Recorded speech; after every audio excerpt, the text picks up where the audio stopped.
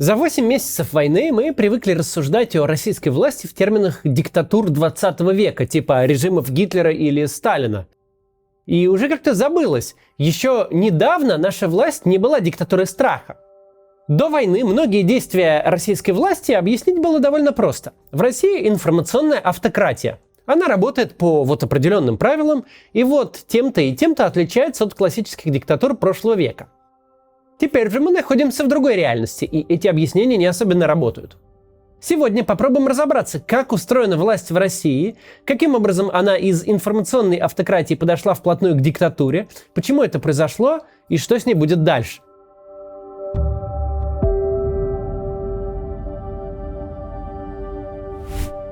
Что вообще такое информационные автократии, или, как их еще называют, диктатуры обмана? Чем они отличаются от описанных в учебниках истории диктатур страха? 2 года назад у меня уже был на канале ролик об информационных автократиях. Но с тех пор аудитория сильно выросла, и большинство из вас этот ролик не видели. Так что пробежимся по особенностям этого типа правления и потом сравним с сегодняшней путинской властью.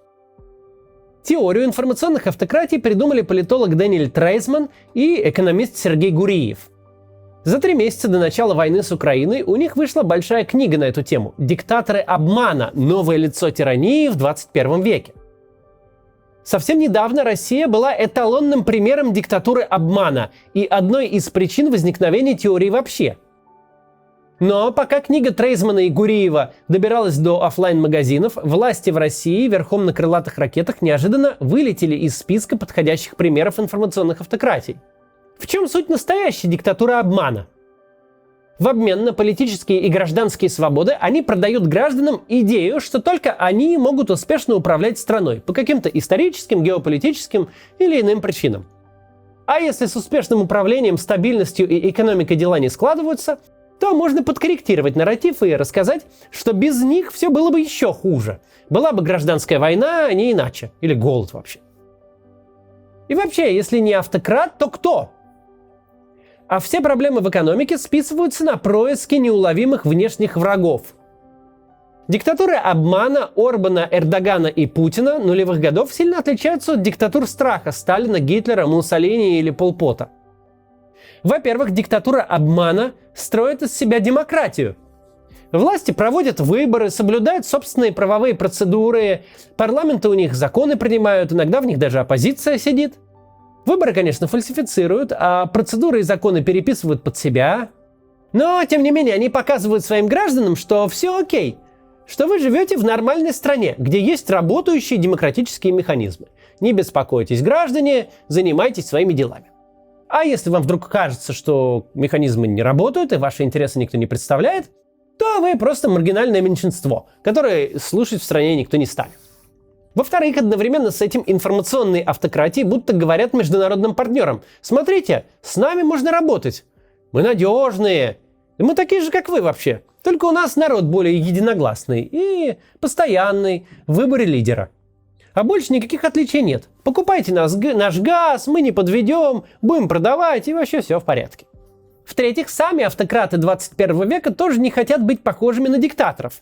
Они не носят военную одежду, не подчеркивают милитаризм или жестокость, а их риторика – это риторика эффективного управленца и экономиста.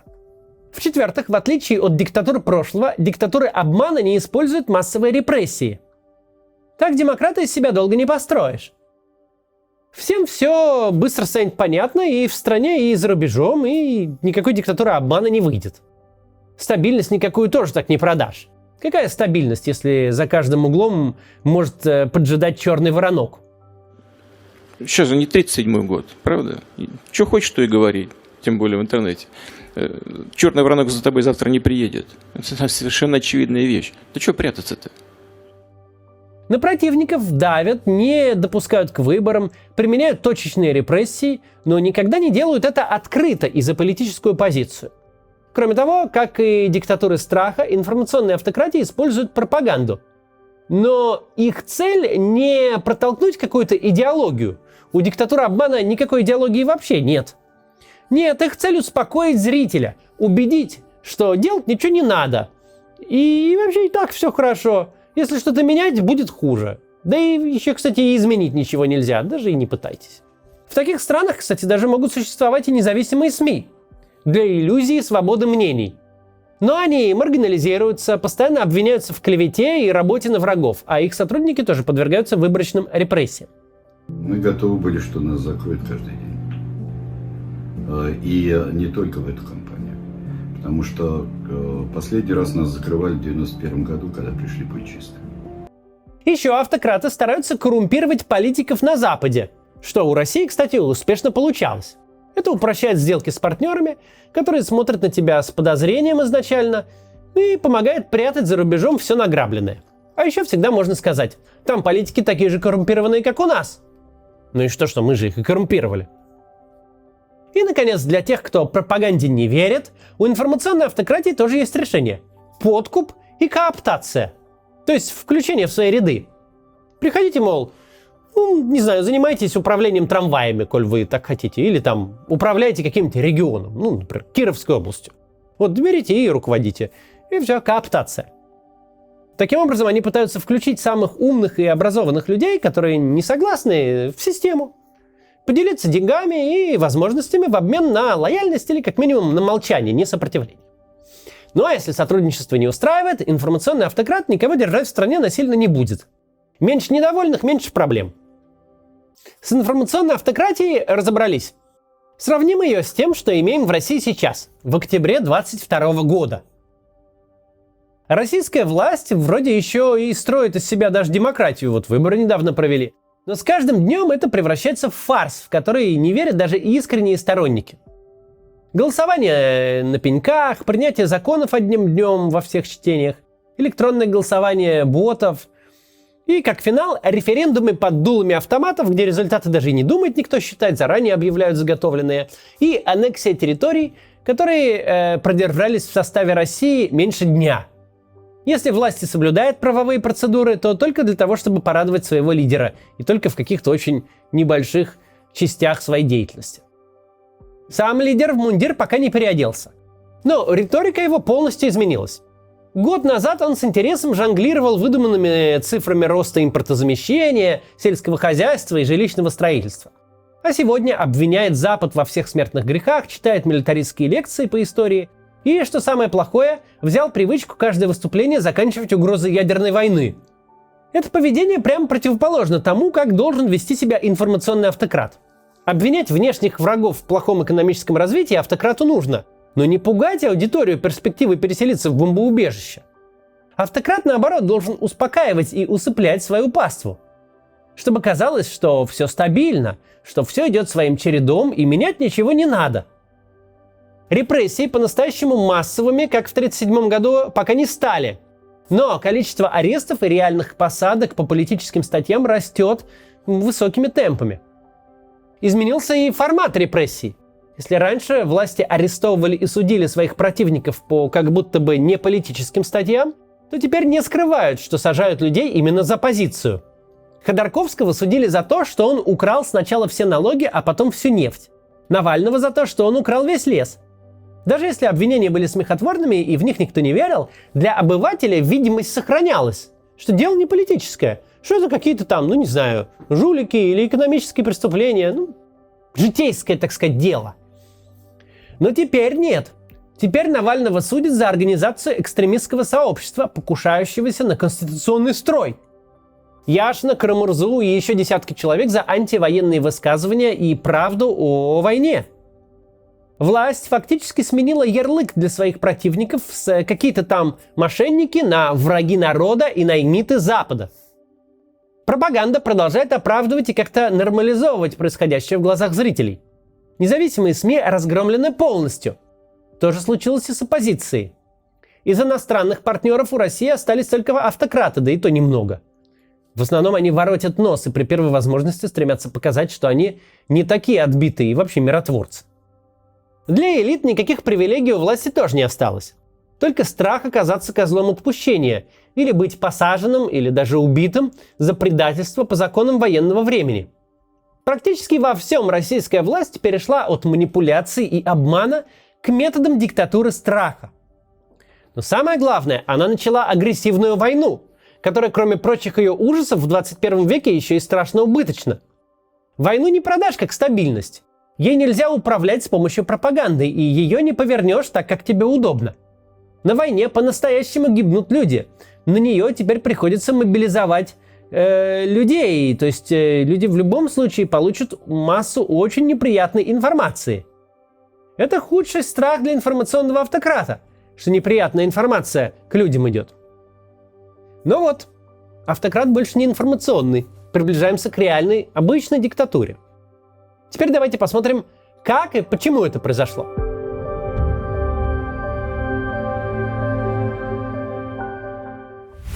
Сегодня легко присоединиться к мнению, что Россия скатилась в диктатуру из-за генетической или исторической предрасположенности, плохого образования или просто пропаганда слишком хорошо работала последние 20 лет. Но на самом деле откат к диктатуре произошел не из-за каких-то предрасположенностей или деградации общества, а наоборот, в ответ на его развитие.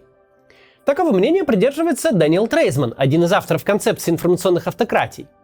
В своей недавней статье он описал, как неостановимая модернизация общества, вопреки пропаганде и стараниям власти, заставила режим постепенно отказаться от любых тонких ходов и стать гораздо жестче. К концу десятых годов уровень образования россиян по методике Всемирного банка достиг 86%. Доля тех, кто каждый день получает информацию из интернета, выросла за 10 лет с 40 до 74%.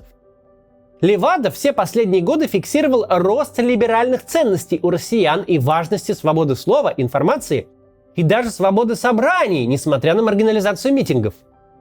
Одновременно росла и доля тех, кто боится насилия со стороны государства. Дилемма, с которой сталкиваются все диктатуры обмана. Умных, образованных людей, которые ее обману не верят, становится слишком много. Подкупить или как-то включить их в систему уже нельзя, потому что такое количество не выйдет включить или подкупить. Нужно либо переходить к более сложному, более изобретательному обману, либо усиливать страх. Еще есть вариант начать реформы, как это происходит сейчас в Казахстане. Но так можно в итоге лишиться власти и денег. Российская власть выбрала путь репрессий. И причины, кстати, примерно такие же, что и у поражения в Украине. Долгие годы наш информационный автократ слушал системных либералов типа Алексея Кудрина, которые помогли управлять экономикой в период нефтяного бума. Но кроме экономических советов, они подталкивали его и к либерализации, продолжению демократических реформ. А Путин в какой-то момент их слушать перестал, и ничего плохого не случилось. Рынки дальше пошли вверх, а партнеры на Западе совершенно не отвернулись и даже как-то и не то чтобы сильно заметили. Даже несмотря на арест Ходорковского, несмотря на закручивание гаек с выборами. Мы про это уже много говорили на канале. Прибыль от инвестиций в Россию тогда превышала все риски. Дальше в немилость попали те, кто допустил протесты в 2011-2012 годах. Им на смену пришли более послушные и прямолинейные кадры, типа Володина, и потом Кириенко. А когда стало понятно, что и их методы работают не очень, и протесты в 2017 году вспыхнули снова, режим стал слушать только одно мнение – мнение силовиков. Рядом с Путиным остались только те, кто не умеет манипулировать информацией. Зато умеет устраивать репрессии, охоту на ведьм, и войну. На самой верхушке к началу 20-х годов оказались те, кто на любой вопрос готовы рявкнуть, запретить, посадить, разбомбить. Силовики с годами приучили президента к тому, что никакие методы, кроме репрессивных, не работают. И те же силовики убедили его, что мысли об историческом величии – это отлично, маленькая победоносная война приемлема. Киев можно взять за 3 дня, а в Украине у России полно верных агентов, и вообще все ее ждут.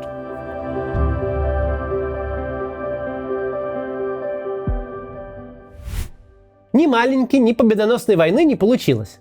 И никаких нормальных инструментов в руках для того, чтобы замять эту проблему, тоже не осталось. Нельзя взять и внезапно запустить умиротворяющую пропаганду. Она уже 8 месяцев вещает, распространяя ненависть и милитаристский угар. Нельзя просто залить недовольство деньгами для граждан. Деньги и так кончаются, брать их неоткуда, да и война требует с каждым днем все больше. На харизме и народной любви тоже не вырулить. Рейтинги улетели в трубу после поражений, рецессии и мобилизации. Тут вроде напрашиваются пессимистичные выводы. Но мы попробуем их избежать. Самые большие стрессы у путинского режима еще впереди.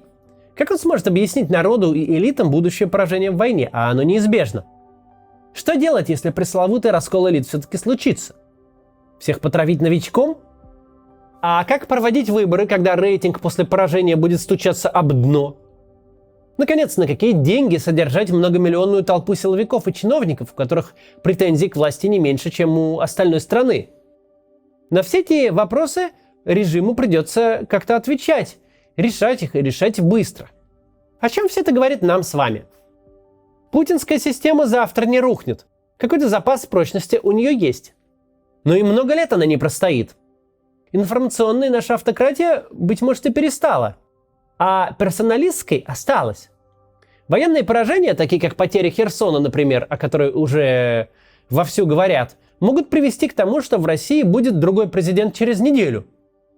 С другой стороны, он может простоять и несколько лет, нарисовать результаты выборов, а всех недовольных подавить. Но на нашем веку изменения придут. И тогда нам нужно помнить, еще одной диктатуры обмана допустить нам в России нельзя. Нам нужно будет забыть всю эту безумную байду про геополитические противостояния, борьбу с Америкой и восстановление былого величия. Закопать все это поглубже, поставить памятник этой странной и страшной эпохе и заняться уже своей страной. Построить в ней европейского типа либеральную демократию с разделением властей, адекватной правовой системой, с правилами едиными для всех, честными выборами и всем таким прочим. И тогда Россия не будет представлять угрозы ни себе, ни другим. До завтра.